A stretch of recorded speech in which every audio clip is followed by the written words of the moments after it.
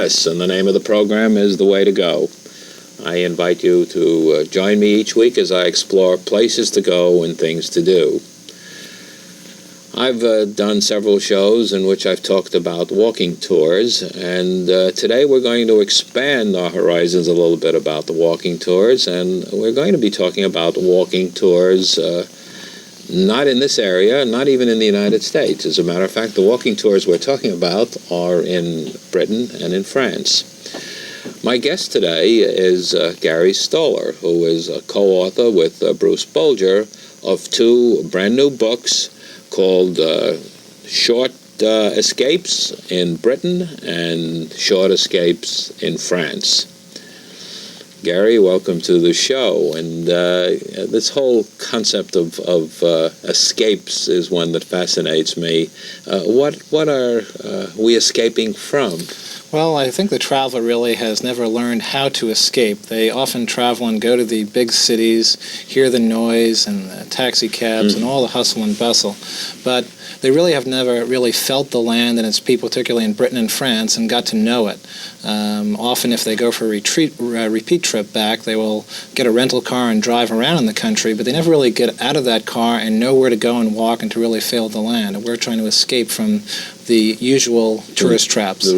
But it doesn't the same thing hold true here in the United States? I go on a lot of walking tours in this area. Many of the walking tours are with a guide, with someone who tells you about things that you wouldn't know about yourself. But there have been numerous books written, and I have them. There's some really great books that you can take and go on your own walking tours in the area. And there are walking tours not only in New York, but everywhere. You're doing the same thing, I suppose, but carrying it off to France and Britain. Well, many of the books that have been written, Norman, are for really the serious hiker and someone with experience in walking. These are books for anyone from age 10 to age 95. They are tours that will take you through woods or through even plains, different areas of geography where you would normally get lost and not know about unless you follow the detailed directions in the book. I note, Gary, in both of these books you talk about blazed trails. Now, I think of a blazed trail, as you just said, as something that goes through the woods, but not all of these are through wooded areas, are they? No, we actually even have a sort of an urban escape in London, in suburban London, a place called Richmond, where you can get away from the city and walk along the Thames and meet the locals, go to fine pubs, then also get out to this Richmond Park and just be by yourself. And there are very historical spots there. For example, the place where Henry VIII watched when Anne Boleyn was about to be executed. He waited for a flare to see that his wife had been executed. He wouldn't show up on the spot. He stayed a great distance away. But are these trails paths marked as the others are? In France, the trails are very well marked. In Britain, it is a disaster for the traveler. You can walk through someone's backyard underneath their laundry, and that's a public right-of-way. And the markings are very confusing in the woods. There are not always blazes on the trees. There are sometimes in the same point you'll have a yellow blaze, and you'll say, well, I have two yellow blazes. Which one do I take? And you don't know unless you're told. The path well-traveled and the unbeaten path, and they both lead to nowhere, I suppose. If you don't know where you're going, yes. Is anything like that exist in the United States? And I'm not talking about marked trails through the woods, but I'm talking about places that you can do a tour where they're marked. Do you know if that exists in the United States as well? I know there are some places where they say heritage tours or historic tours, and they tell you how to do that. Usually in those places, though, they're real tourist attractions, maybe the National Park Service, and you'll really follow a real structured tour with markings. But really, these books take people to places that tourists have never been to, out in places where Shakespeare walked, the spot where Van Gogh stood when he painted some of his paintings in France. So we try to take you to spots that tourists have never been to. Are you against going to the tourist places, or is this kind of an adjunct to it? It's an adjunct. We feel that people have been to Stonehenge, for example, in Britain, but they probably have not seen Avebury nearby, where these great old stones that just stand there that are a mystery just like Stonehenge. But so much publicity is about Stonehenge. Yes, go there and see it the first time you're there, but also go 20 miles away and see Avebury, which not many Americans know about. I guess the key question is, okay, nobody knows about these places. How did you and Bruce Bolger get to know about them? Well, we had to do a fair amount of research. I maybe cheated a little bit. I had some inside sources in Britain with the Walking Club. They have a Ramblers Association in Britain, and there was a Rambler there who was a journalist who described many spots to me. But after we started doing these short escapes, we started coming up with our own. Bruce often would get every map there was in France, and he would plan his own trips, and I was doing that as well near the end of the Britain book. Now, what you're saying here is that one of you did Britain and the other did France? Right. I actually walked through England, Scotland, and Wales, and Bruce did all of France. I think combined we walked about 400 miles and drove about 8,000 miles. But you did them separately. Yes, that's right. Now, both of you have the background as editors, so I would assume that you edited each other? Yes. Did it cause any conflict? Oh, it always causes conflicts when you have two editors going at it, and I edited his book, he edited mine, but we both have been working together for years and at other journalistic jobs, and actually I think it paid off in the end, is that he could point out my weaknesses and vice versa. You both have experience in the travel field in different directions, don't you? Right. I'm right now associate news editor of Condé Nast Traveler magazine. Bruce is directing a trade show, and he does have many years of travel experience. Yes, when he was editing a publication in the field, and he also was involved, I guess you were both involved with a newspaper out at JFK Airport. Right. We ran a small industry newspaper called Airport Press, and then Bruce went on to a travel incentive publication called Incentive. Mm-hmm. Right. And how'd you come up with this idea? Why did you decide to write these books? Well, Bruce was an avid walker. I was more of the travel expert, and we sort of combined our knowledge, and we decided really that people did not know where to go when they were traveling. They would often go only to these main tourist sites, or they'd rent a car and drive around. They never really felt the land, and we thought, hey, there needs to be a book out there. There are lots of guidebooks for experienced hikers, but not walkers, and we wanted it to be accessible, these lands, to everyone, not just the hiker. But that sort of book does exist in this area. I know of many books that cover this, nooks and crannies in New York, which takes you to places. Right. There are walking tour books that you can do by yourself. There are walkers' guides. I'm not talking about hikers' guides. There are walkers' guides. Right. Again, many of them exist in libraries and bookstores. I own several of them. That's true, Norman, except we try to say we're taking on an experience, not just a walk. Besides, we give you the literary history of a place. We show you how to walk it. We also tell you where the other attractions are nearby, and charming inns, bed and breakfasts, other walks you might want to take, or just sites you want to see. So there's a full, well-rounded experience. You do not have to be a walker to buy the book. A lot of the places you can drive to and see sites that are unknown to Americans as well. I'm also impressed with the maps in the book. How did they come about? You say in the book that they are computer generated. Right. How did you devise that approach to them? Well, I and Bruce did not actually, we were not the designers. John Grimwade is the designer. He does all the maps for Condé Nast Traveler magazine. He also freelances for Sports Illustrated and other major publications. And we think they're probably the best maps we've seen in a guidebook. He just did a fabulous job with them.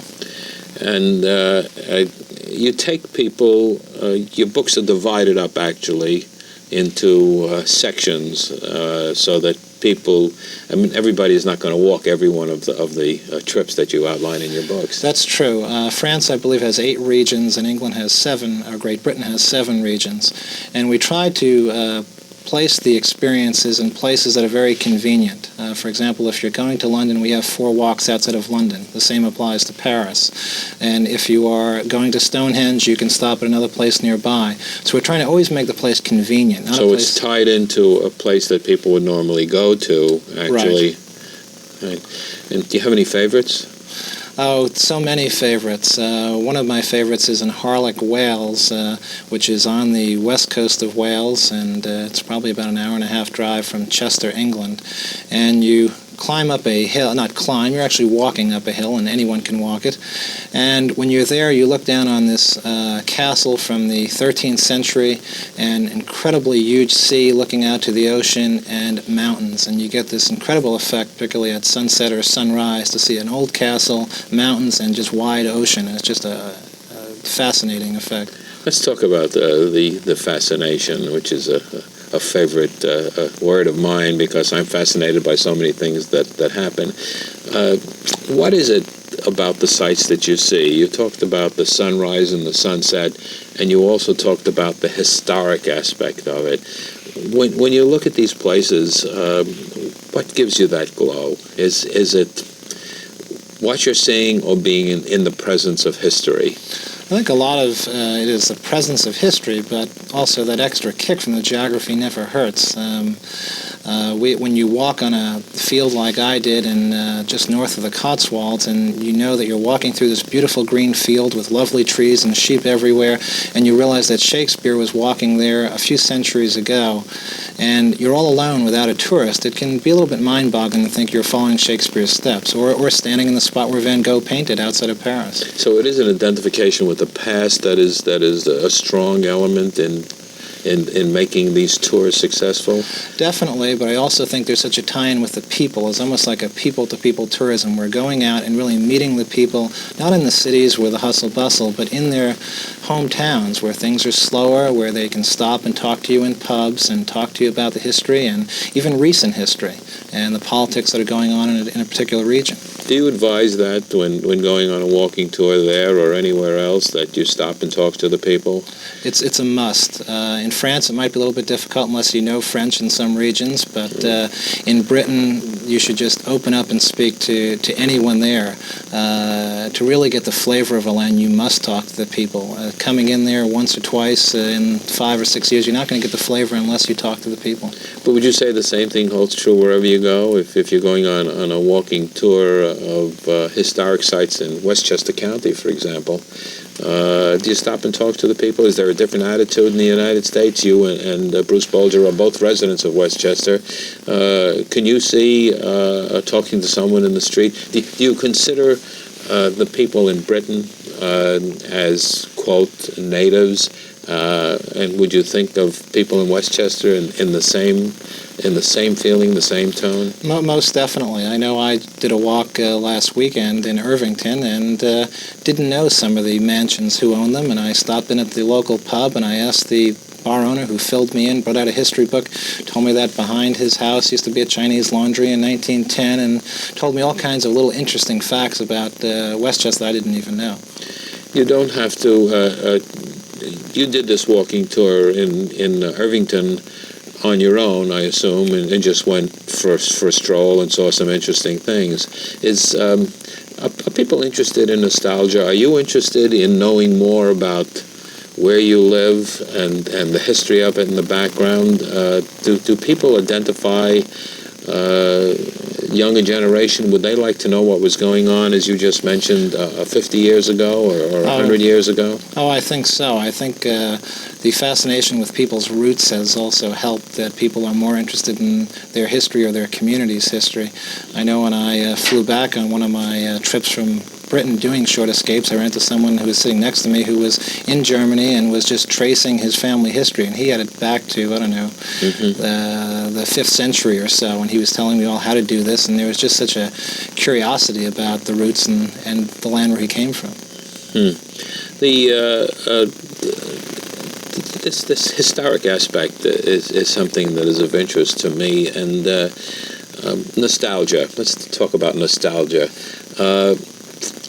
Is nostalgia only for people who are older, or is nostalgia history just as valuable for people who are new to an area but want to know something about the past? I suppose you wouldn't call it nostalgia under those circumstances. Well, I think nostalgia is there for everyone. For example, here in New York, I'm nostalgic about the Brooklyn Dodgers, but I was too young to even know that the Brooklyn Dodgers existed, basically. When they left town, I was about 4 or 5 years old, but I have this nostalgia for the Brooklyn Dodgers, so I think everyone has that feeling. Because you've read about it. Yes. I've noticed in your books, for example, that you relate particularly on the blurbs on the back, for example, you relate specifically to a Roman outpost, walk through a field where the Impressionists set up their work. So you are relating all of that specifically to the past. Do you do that in every one of your trips? What was there then and what's there now?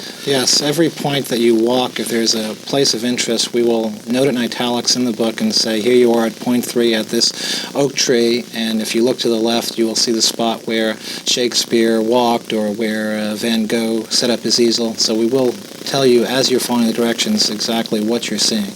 And did you parallel any other type of a book when you did this?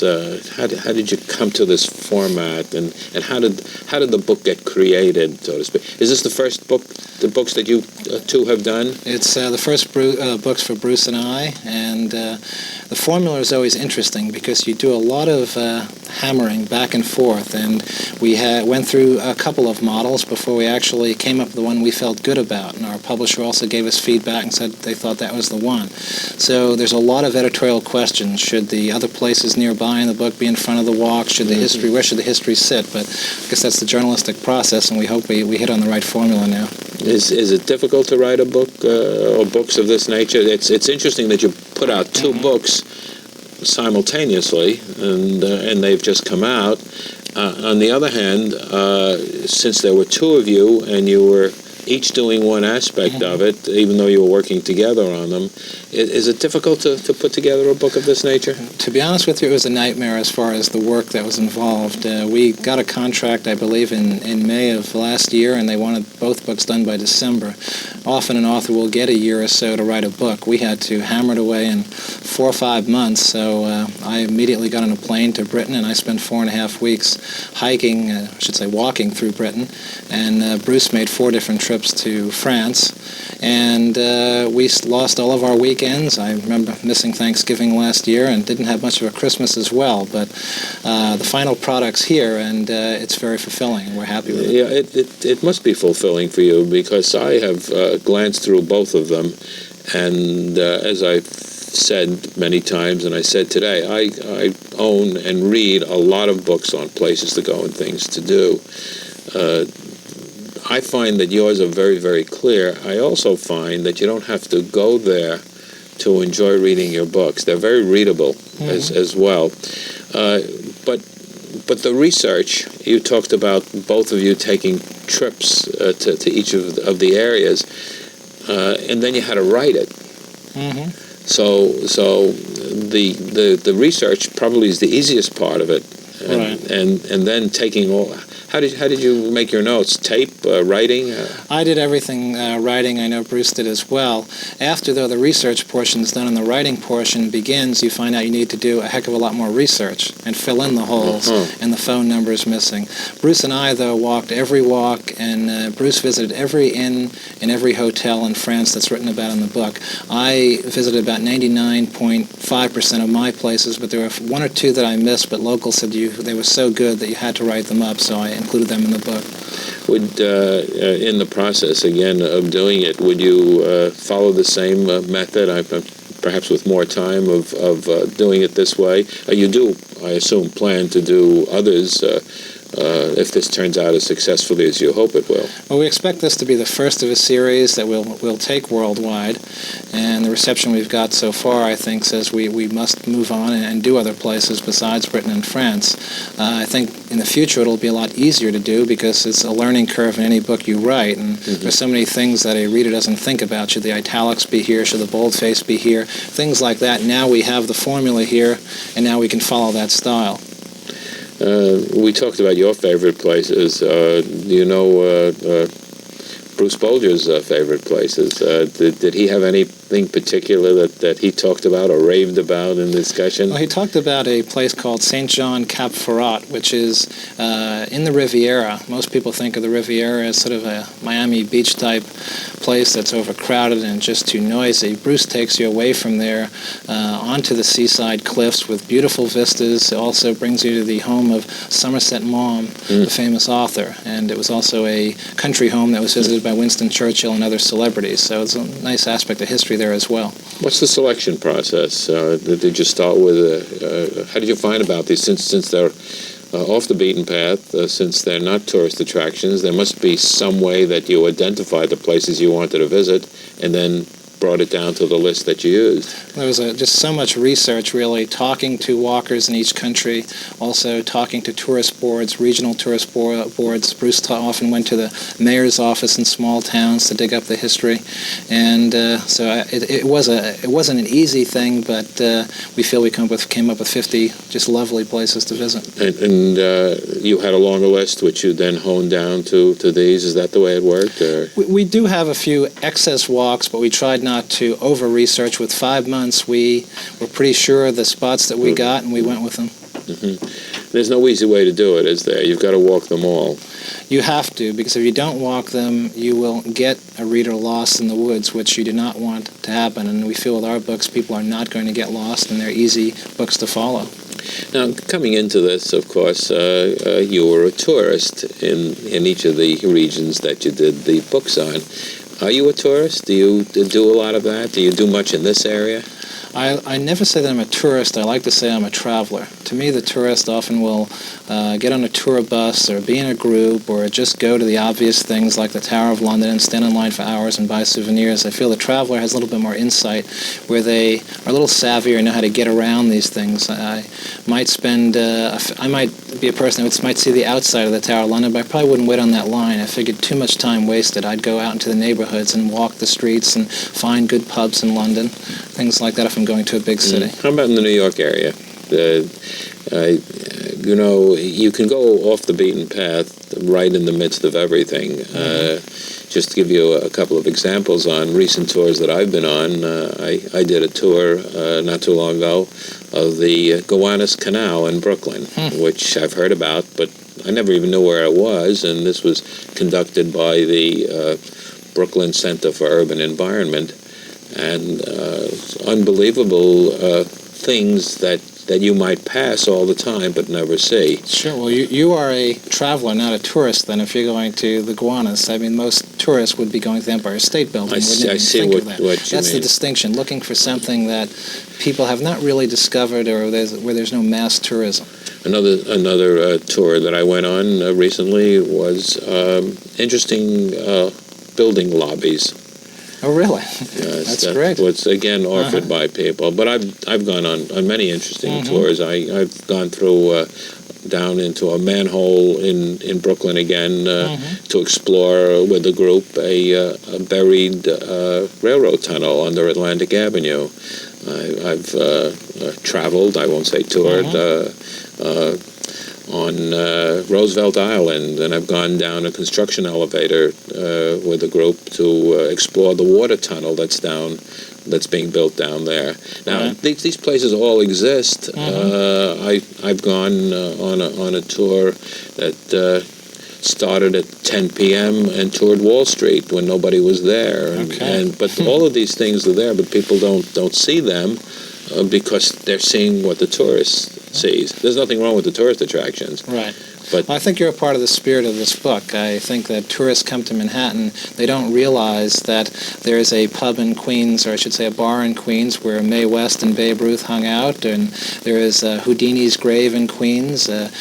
You've got to use other areas besides Manhattan when you come to New York to really find all of New York and the true history of New York. It's everywhere, actually. There are wonderful places in the Bronx. There are wonderful places in Westchester and Riverdale, and all you have to do really is to find the sources. And there are many books that are written on the subject of this area as well. But you're taking it a step further. You're doing a kind of a look inside the places that people don't go to. Is it a question of time that people can only go to the places which are the most famous? No, I just think they don't know about the other places, and that's what we're trying to inform them of where these places are.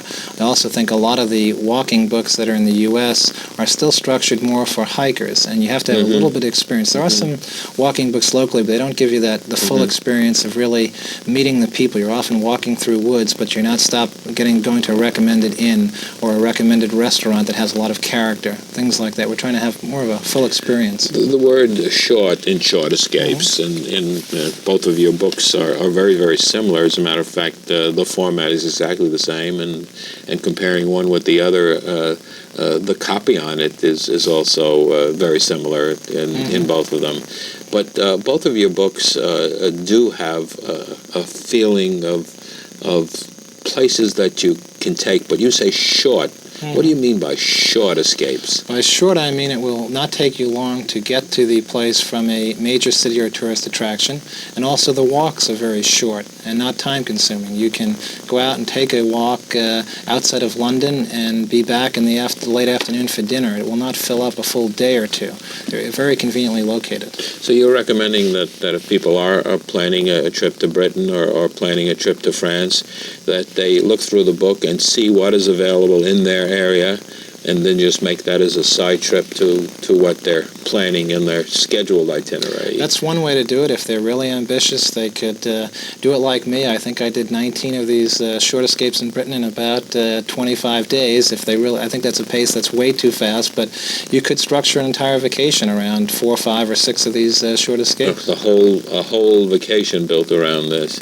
Would you certainly, as a tourist or traveler, as you put it, you certainly wouldn't normally do it as intensely as you did in your researching the book.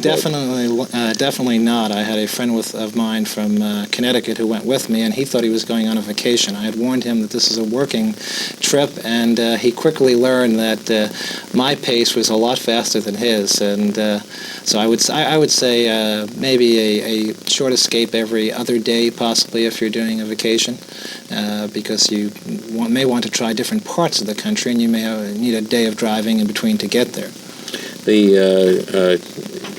The intensity of what you're doing is not apparent in the way the books are written. The books are in great detail and well written and easy to follow, from what I could see. And as I said, I felt as if I was actually on the trips, even though I wasn't there. So that's a good possibility. We tried to design them so they're very easy to read, and that if you're out on a trail walking, that you can find your place very easily. There's a lot of white space. It's very easy to follow. The directions on the walk are clued in right with the map. The numbers correspond. So hopefully it's very easy to read for readers.